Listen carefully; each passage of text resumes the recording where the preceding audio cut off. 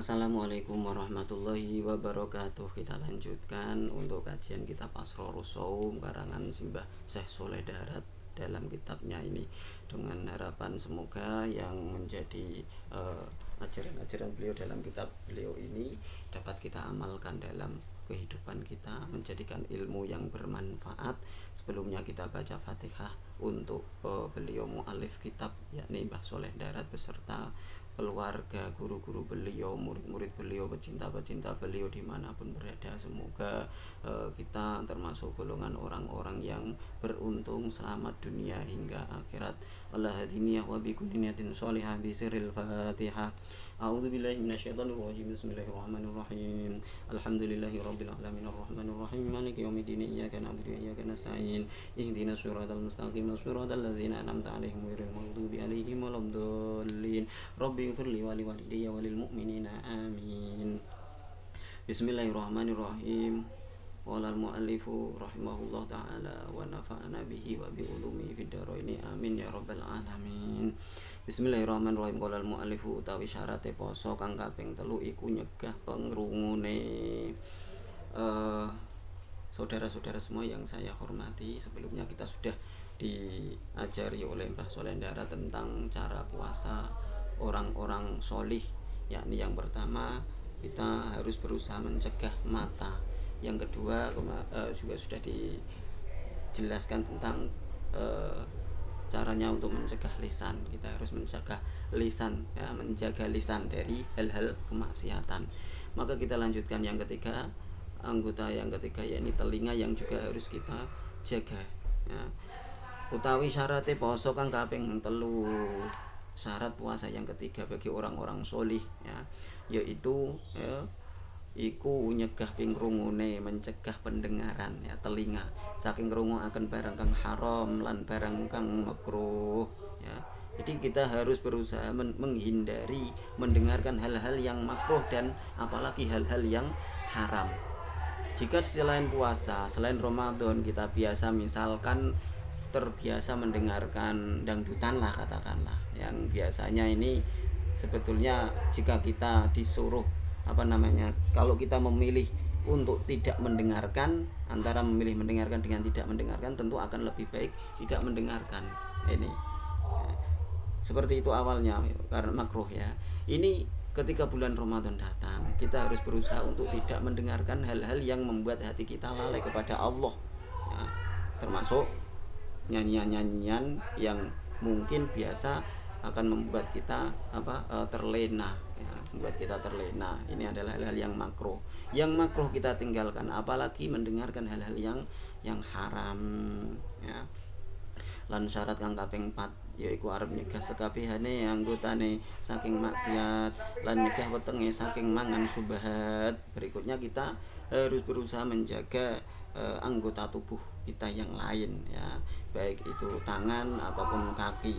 Kemudian yang terpenting lagi, kita cegah perut kita, ya, kita cegah perut kita dari apa? Dari memakan hal-hal yang syubhat, yang tidak jelas apakah itu halal ataukah itu haram, khususnya yakni waktune buka, ketika kita sedang berbuka puasa ataupun kita sedang makan sahur. Mongko ora ana paedahe keduwe wong kang poso nyegah mangan nginum kang halal ing dalem sedina, mongko nuli dheweke buka kelawan barang kang haram. Tidak berfaedah jika ada orang yang sudah berpuasa 1 hari penuh tidak makan tidak minum, kemudian waktu berbuka puasa dia memasukkan makanan haram ke dalam mulutnya hingga ke dalam perutnya. Naudzubillah, ini tidak berguna bagi puasa kita, okay. Mongko ana upamane iku kaya dene wong kang bina omah utawi gawe omah lan nuli ngrusak negara iku, semongso negarane rusak, mongko tentune omahe iya rusak. Dawuhnya Mbah Soleh Darat, orang yang sudah berpuasa 1 hari penuh kemudian dia memakan makanan haram, ya, memakan makanan haram itu ibaratnya seperti orang yang sudah membangun rumah dengan megah, dengan baik, kemudian dia menghancurkan negaranya sendiri, menghancurkan desanya sendiri dengan membakar desa tadi, ya, padahal di dalam desa itu ada rumahnya dia. Sehingga akan ikut rusak pula, rumahnya akan terbakar pula ya.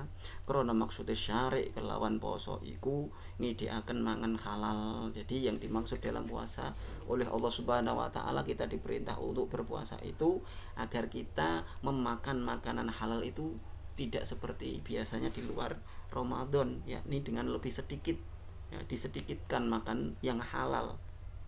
Nih, kalau makannya sudah sedikit, yang halal saja sudah disuruh untuk sedikit, kok masih dimasukkan dengan barang haram ya. Apalagi jika jumlah barang haramnya ini banyak ya, maka rusaklah pahala puasa kita.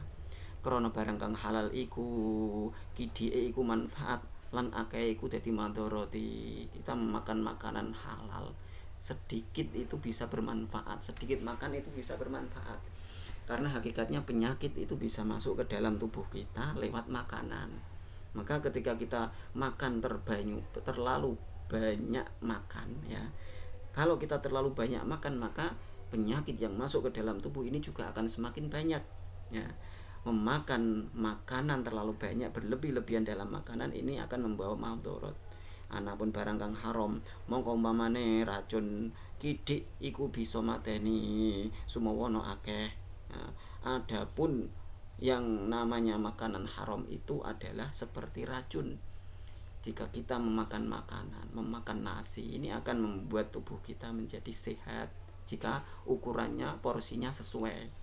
Jika makanan kita terlalu banyak, nanti akan membuat tubuh kita sakit. Nah, ini adalah makanan berupa nasi, lauk pauk dan sebagainya ya. Tapi jika kita tahu bahwa itu adalah racun dan kemudian kita tetap meminum atau memakannya, maka yang namanya racun, kita meminum sedikit ini juga berbahaya. Memakan banyak apalagi bisa menghilangkan nyawa, bisa jadi ini ya. Jadi yang namanya racun itu sedikit saja ini sudah berbahaya, apalagi jika sampai memakan banyak ya, maka bisa membunuh kita. Upamane racun kidik yo mateni sumawana akeh ya, sedikit bisa membunuh apalagi banyak racun ya.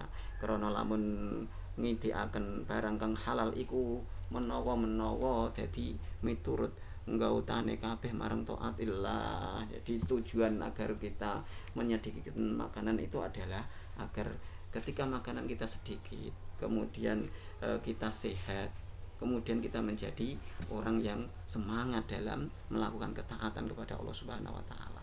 Maka jika kita malam misalkan tidak mau tarawih, malas untuk melakukan tarawih, itu salah satu penyebabnya adalah ketika kita berbuka puasa tadi ya, kita terlalu banyak makan sehingga perut menjadi banyak isinya dan kita menjadi malas-malasan untuk melakukan sholat tarawih, melakukan sholat tahajud, melakukan ya yang sunnah-sunnah ini jadi malas ya. Yang wajib saja kadang menjadi malas, apalagi yang sunnah kan itu.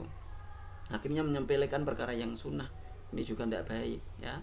Lan arah iku ngendika Kanjeng Rasulullah sallallahu alaihi wasallam, pira-pira saking wong kang poso moko ora ana faedah iku posone angin cuma luwe lan ngorong bloko. Ini hadis yang saya sampaikan sebelum-sebelumnya, di mana Rasulullah menyatakan kaming soimin yang sumuna, banyak orang yang melakukan puasa walaysa lahul jaza min siyamihi, dia tidak dapat pahala dari puasanya illal ju'wal atas, kecuali hanya mendapat balasan berupa lapar dan dahaga saja ya.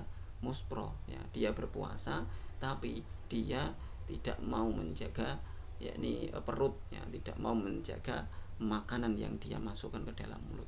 Maka setengah kaul mengkono iku posone wong kang buka kelawan mangan haram. Seperti itulah ya, dimana orang-orang yang dia hanya mendapat lapar dan dahaga dalam puasanya itu, menurut sebagian kaul ulama mengatakan bahwa itu adalah puasa bagi orang-orang yang ketika puasa dia sudah berusaha mencegah diri dari makanan-makanan halal, kemudian dia berbuka malah justru memakan makanan yang haram, hasil penipuan dan sebagainya. Nauzubillah.